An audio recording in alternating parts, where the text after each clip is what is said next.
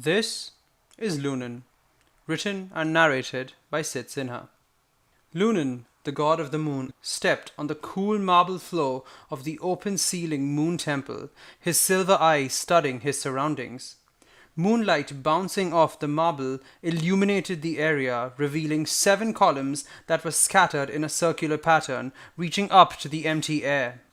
Around Lunan, about 100 people were knelt in a circle, keeping their heads bowed in respect. "Rise," Lunan said, his voice comforting like the gentle lapping of the waves on the shore, but booming with ancient power. The group slowly stood up and raised their heads, but none of them met his eyes. "Why have you summoned me?" Lunan asked. From the group, one woman stepped forward. She was dressed in silver robes and wore a pendant around her neck bearing the symbol of Lunan, a circle with 2 outside-facing crescent moons on either side. "Our people have been going missing, and we have no one else to turn to," she said, without meeting the god's gaze. "Be at ease, moon sage," Lunan comforted his follower. "I have been keeping watch every night, and my sister, Solaris, every day. We haven't seen any atrocities befall your village." "That is because the monster attacks under a moonless sky," the moon sage said, her voice soft yet slightly strained with emotion. Lunan furrowed his eyebrows in confusion. "What has been happening?" "Our people go missing on moonless nights. It doesn't matter what we do or where we are. When the moon disappears from the night sky, someone vanishes, never to be seen again." Lunan pondered for a moment. Had someone truly been slipping under the watchful gaze of the moon and the sun to harm simple villagers? It certainly couldn't be a mortal. It had to be a celestial being. But what would a celestial being want from simple villagers? "Then, upon the next moonless night, I shall walk the earth," Lunan promised the moon sage. "If someone dares attack your village, I shall protect you." The moon sage fell to her knees. "Thank you. You are our true god and protector." Lunan smiled as moonlight started flowing out from his skin. Soon, every inch of his skin glowed until the light expanded, blinding all the followers. Then the light faded and Lunan was gone. As the sun began to set, Lunan appeared in the moon temple, showering his surroundings with blinding light as he stepped into the physical plane. The moon sage and a small group of followers were there waiting for him. The last time he'd appeared, he'd come wearing simple silver robes, but this time he was here to protect his followers. He was here to fight. This time he was dressed in a white combat suit that looked as soft as cotton, but was stronger than any metal that humans could forge. His silver hair was spiked, and wisps of air trailed along his back, hiding something that was fastened there. "Thank you for gracing us with your presence," the moon sage greeted Lunan, bowing before him and the godly power he wielded. "Rise," Lunan said. The moon sage and the other followers slowly stood up. "Tonight we shall sleep in peace, for no night is safer than a night under your holy gaze." Lunan nodded in acknowledgement. "Go to your quarters," he ordered them, and in a few moments all the followers dissipated, leaving the god of the moon alone in the temple. Lunan stepped to the side window and looked out. Since the temple sat on top of the hill, it offered a view to the entire village that sat on the shore and was bathed in the warm glow of the setting sun. Most of the architecture was simple, with symbols of the moon god incorporated into the structures or carved into the wood. People walked about, heading to their homes, and soon, as the sun dipped past the sea line and a moonless sky filled the horizon, the village was left empty.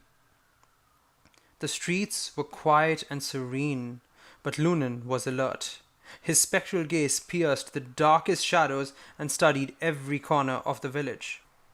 For a while, the village seemed utterly undisturbed, but then Lunan spotted something. For a moment, he thought it was his imagination, but when he looked closely, he saw a figure slipping effortlessly in between shadows and darting through the village. Lunan instantly leapt out of the window.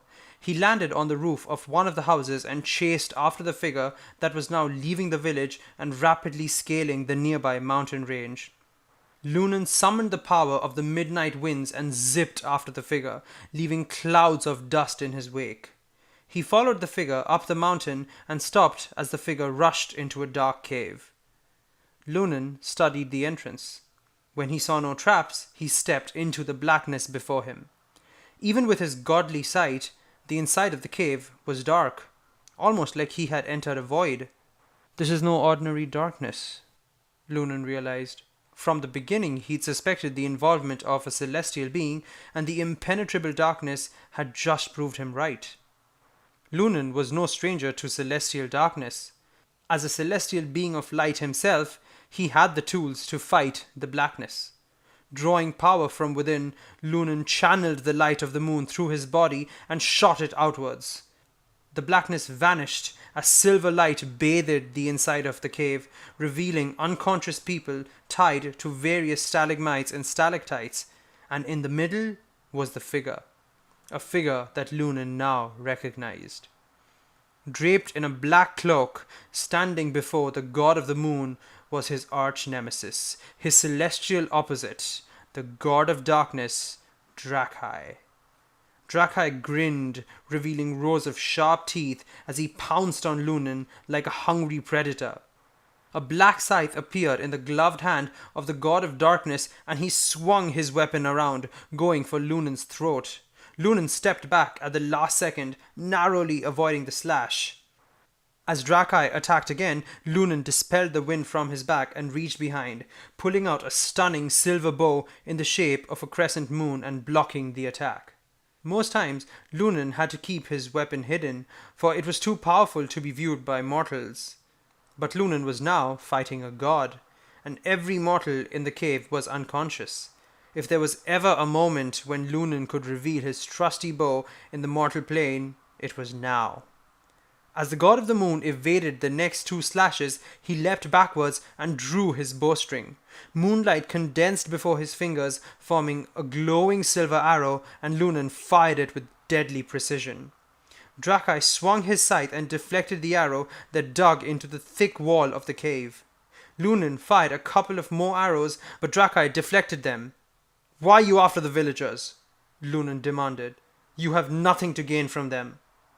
"You think I'm here for them?" Drakai chuckled, his voice coarse like sandpaper. "I'm here for you!" Drakai leapt forward, slashing with his scythe. Lunan blocked the strikes with his bow and fired an arrow that missed the god of darkness. Drakai kept charging and swinging his weapon wildly with a maniacal grin plastered on his face, and Lunan kept evading and firing arrows that never struck the god of darkness. They danced about the cave, flinging deadly attacks at each other and missing until Drakai pushed Lunan into a corner, blocking off Lunan's sight and access to the rest of the cave with his body. "Got you." Drakai grinned and slashed. Lunan blocked the strike, but when Drakai struck again, the god of the moon had nowhere to flee. The scythe cut through Lunan's armor like a hot knife through butter and slashed his arm. Lunan reeled back, bumping against the wall as pain flared in his arm, paralyzing his muscles. Drakai raised his scythe over his head. "I've waited for this moment for years." Lunan looked up at the god of darkness, unintimidated by the sight of death before his eyes. "You'll have to wait years more," he smiled through the pain. A ball of light appeared in Lunan's uninjured palm, and the cave suddenly got brighter. Drakai looked around, noticing all the arrows embedded in the cave walls glowing. Just as he realized Lunan's strategy, the arrows dug out of the stone walls and shot towards the ball of light in Lunan's hand. Drakai was fast, but he wasn't fast enough. The glistening celestial arrows dug into Drakai's body, making him scream in pain. The god of darkness fell to his knees as Lunan grabbed the final arrow that flew towards him. Drakai looked up at the god of the moon with hatred in his eyes. He'd always seen the gods of light towering over him and only wanted to knock them off their thrones. He realized he'd failed this time, but he would try again and again till he succeeded. Lunan gripped the arrow like a dagger and brought it down, but before it could strike Drakai, the god of darkness disappeared in a void, leaving Lunan to swipe his hand through the black smoke that was left behind.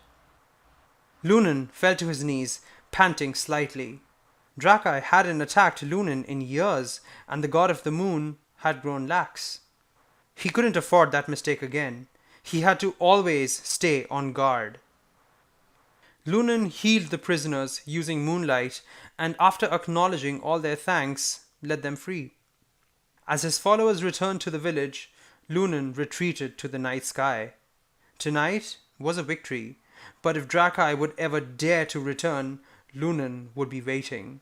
He would never let the god of darkness lay a finger on any of his followers ever again. Thank you for listening to this story. I upload a new video every week. Don't forget to like, share, and subscribe. Take care.